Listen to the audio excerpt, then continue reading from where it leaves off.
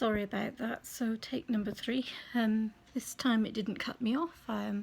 Just the landlord was asking for the pegs. So I was saying how I'd already been to the social worker and she told me to stay just if I needed to cry. And if I was finding too much, just to stay in the room. But it was kind of impossible because Ceci would constantly be coming saying, the family have a drink for you, they're waiting for you under the tree. So I felt bad. I had to go and be with them. And of course we had after the tears, which is after the service. The service is first and then the body is buried, and then there's after the tears, which is a celebration of his life, which I think South Africans do really well. And I was trying to support people there, even though I was absolutely exhausted, was so exhausted. And I just felt bad because I felt like I was constantly offending people by my actions or my clothes, or for what I wasn't able to do, I was offending people. And it's a really strange feeling, and I knew that things were getting too much. So I would come in here and then just sleep. I would fall asleep straight away, but then the door would go and it would be Tsetse or one of the family come and join us, where they want to know why you're in here. So I would go back, and as I was saying, I pushed myself to do it. It was a long day. It was from about 8 in the morning till 8 at night on that day of the funeral, Thursday. So a lot of sorting out and busyness going on, which my mind wasn't able to cope with. And but obviously I had to make it cope, so I'd cut and then I'd try to carry on. And but I just lost myself. And then the next morning, I was saying how the social worker was telling me, or Tsetse was telling me, obviously this was people's father, close relation, and there was me crying, so it was quite disrespectful for the family. So I was told I should come in here when I wanted to cry. As long as I didn't cry in front of the family, it was fine. But what confused me was that I'd be sat quite often and everybody would be crying, and so I would want to cry as well, because as you know, when everybody around you is crying, it sometimes can even be contagious. And so that would definitely make me feel like I wanted to cry. But I knew in my head that if I wanted to cry, I must come away. I must come into the room on my own, so that I don't disrespect the family and cry in front of them. And I found this really hard when I was trying to support others, because they'd be on the ground wailing, of course, and I was trying really hard to support them, but trying really hard, telling myself I must not cry in front of them at the same time, or cry in front of anybody. So it was really hard to support people that were in such a state, and then to know that I had to run away when it affected me, and that I couldn't cry in front of anybody. It was really hard. I don't know how other people do it, how they manage not to cry in these situations when everybody around you is crying. I don't know how. But I'm angry with myself about that. And then, so I was exhausted. I didn't really eat the next day. I knew the same day actually, I was printing documents at the internet cafe because I was due to teach a child English early the following morning in Protea Glen. So I went and I made sure I did my photocopying, I made sure I did my lesson plan, and I went back to help the family again at the day of the funeral. The next morning I got myself up early after taking my medication. It's 8 o'clock or something ridiculous in the evening. I slept for a good 11 hours, but I still woke up exhausted, and I felt ill. I don't even know how to explain. I just felt ill and drained. I think because the day before I kept falling asleep in the bedroom, and then the door would go and I would wake myself up and go back out and be with people. And It sounds terrible because I like people, I want to be with people. So why is my brain doing this to me? Why is my brain punishing them? They've lost their family member, and I'm punishing them. I don't want to. All I want to do is support them, and I can't. So I'm not going to cry in this video. I tried to go. I got myself to Rockville in a taxi. I was stressed because I was running a bit late, and then I had to get on a Revire bus to Prettier Glen, and I was feeling more and more ill on the way there, basically. And then I knew that I'd gone past my stop, but I couldn't breathe properly. Everything was looking upside down, and I felt sick. And then we got to the point where the driver said to me, "We've reached the end, where are you going?" So I told him, and so he said, we'll drop you there near Wild Chestnut Street on the way back. So I got back on the bus and got dropped off, but I'd already made up my mind that there was no way I could carry on. When I was on the bus, I was really scared. I was scared of myself. I was scared because of the things my brain has been telling me, and I couldn't get it out of my head. I was scared that my brain was telling me that I must get rid of myself. Now is the time to kill myself. I need to start injuring myself and not stop. And it was so intense that I was terrified. I was absolutely terrified on the bus of my own brain. And I even thought, I'm going to have to go to, I don't know, the hospital or something, and just tell them that this is what I'm going to do and I can't stop it. But I can't get there because I've not got the money to get transport to the hospital. Or so I was terrified, absolutely terrified of my own mind and what it was doing, and I didn't understand why. Again, this is not my uncle, he's the uncle of Zetsi and the family here, but why was this happening to me? And so I decided there was no way I could go and teach and put that pressure on myself as well. I didn't know what was happening or what was going to happen to me, and I got off not knowing really where I was and feeling sick and dizzy and my legs freezing again. And I switched off my phone because I didn't want any phone calls.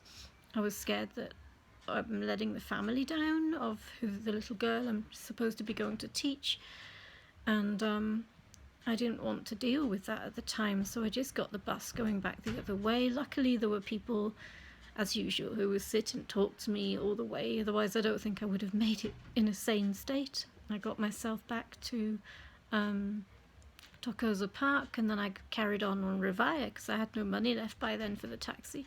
I carried on to Boomtown, and then I got the F4 up the road here, and I came in, and I felt so bad. But I did speak to Mpumelelo, Olwetu's mother, on the phone, and told her that maybe things had just caught up with me that day because we just finished with the funeral the day before, and I apologised to her and offered to come today, but she didn't get back to me, so maybe it'll be Monday now. Monday was supposed to be our second lesson together. So I think I just needed a day to recover from everything that was going on, but again, I don't know why. I really don't know why, and I can't explain it. There's no excuse. There's no excuse for my behaviour and my actions, and I'm really angry with myself. And again, it's my other brain is kind of here telling me to say these things, but I've really, really ashamed of myself recently, you know. And I came back that day and I just went to bed and I slept and slept and slept for so long. Even though I'd slept the night before, there was no need for it, but I just slept. And I couldn't move. Tsetsi went and he got me some machau, this banana flavoured drink that's made from maize, and I drank that. He told me he'd bought things for me to cook, but I couldn't move. I couldn't get up and do anything. So thank goodness I did come back. I didn't know where I was in Protea. I couldn't work out where I was. I wasn't in the right state. So I just wanted to hurt myself all the time, and I wanted to punish. And I was terrified of my brain, like I was saying, but when I got back and I did sleep, I don't know if you see, it's not just me. There's my loyal companion. Oh, he's just heard us. Timmy. He's sleeping now because he's been at work all night hunting. But for me, there's no excuse. I don't work nights. So last night I actually took 10 milligrams of diazepam again, which has been a long time since I've taken extra, but I was on 7.5 milligrams, so it was just up to 10 milligrams. But yeah, yesterday I just slept and slept and slept. And then last night I managed to get up and cook eventually, but I was still feeling drained. The poems, I gave a poem to the family. They were supposed to get it for the service, but since he forgot that he had it in his pocket, and so it wasn't read out at the service. So I gave it to the family and they were very grateful. And I was actually surprised that the old people, the elders, the ladies, thanked me for everything that I'd done. And I don't really know what I've done, to be honest. But it did make me feel a bit better about myself. But no, my behaviour has just been unforgivable.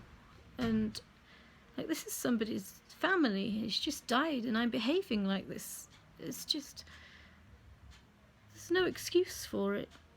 No, there's no excuse for it. And then I even miss my job. I miss going to earn money. I miss going to teach.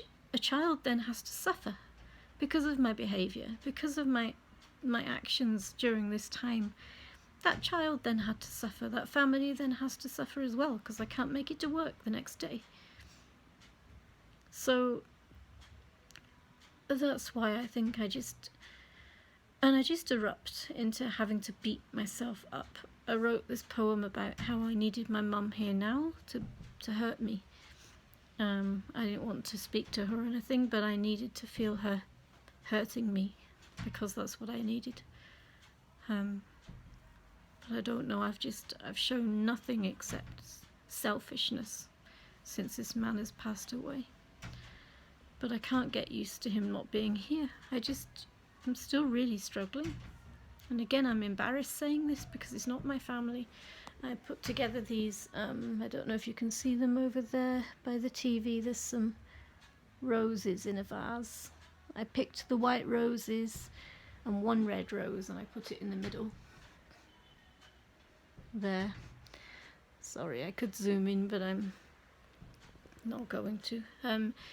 So I picked them and I actually put them during the service on the step where he used to sit every day. So the one nice thing I think about the service here, even though it's hard, is that it's held at the house, so it's more personal, right next to where he sat every day. We had the service before they went to bury him. So I put the roses on the step there where he used to sit every day. They were his roses and it just made me feel a bit better at the time. Timmy even made an appearance at the funeral as well, not for long. I know that some people here are a bit anxious about me having a cat because, even though the cat was here before I arrived, because they're associated with witchcraft, carrying witchcraft, but that's a different matter. Me and Timmy, I need him basically, yeah, I was just so disappointed in myself, and all I could think about was Dr. Hart was right. You know, this is supposed to be about the family now of the man that's passed away, and there was me behaving like this. It was me wanting to cry and putting the attention on me, an attention seeker. Maybe he was right that I'm an attention seeker because I just couldn't, I didn't know how to cope, you know, but it wasn't about me. So I should have been there fully for the family. I should have been helping to wash things and clean things, but it was overwhelming. But why was it overwhelming for me? I don't understand. I'm not family, as I said. And so I think the only thing I can think of right now is that Dr. Hart was right and that I'm an attention seeker, but which makes me feel again that I have to get rid of myself. But I'm going to speak to Phew, I'm going to speak to the 2 psychologists this coming week, and Pinky again, the social worker, but I don't know why I have to do this. You know, I don't know why I have to behave like this. It's not about me. Does that make sense? It's not about me. It was their uncle. And I've just acted like this. I feel bad still. I feel drained. I can't get up. I want to just rest. Why? You know, why? I can't adapt to Uncle not being around. And I'm embarrassed about that. You know, so... But I'm going to go now because I'm getting to the point where if I talk much longer about it, then I'm going to have to beat myself again. Or keep slicing myself up. So I'm going to go now and just be